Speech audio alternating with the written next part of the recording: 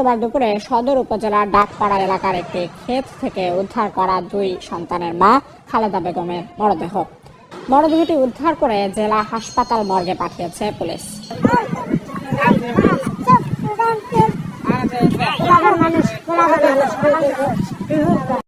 শেরপুরে নিখোঁজের 2 দিন পর উদ্ধার হয়েছে এক নারীর মরদেহ।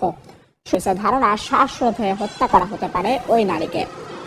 এমন একটা মর্মান্তিক ঘটনা দেখার জন্য এলাকাবাসী জনে জনে আসতেছে এবং কি ভিডিও ফুটেজ করে নিচ্ছে। পুলিশ এই তদন্ত করে দেখছে উপযুক্ত যে খুনি, এই খুনির অবশ্যই শাস্তি চাই এবং কি এই খুনিকে যেন আইনের আওতায় নিয়ে এমন শাস্তি দেওয়া হয় যাতে যেন অন্য কেউ এরকম কাজ করতে না সাহস পায়, এমনটাই জানাইছে এলাকাবাসী।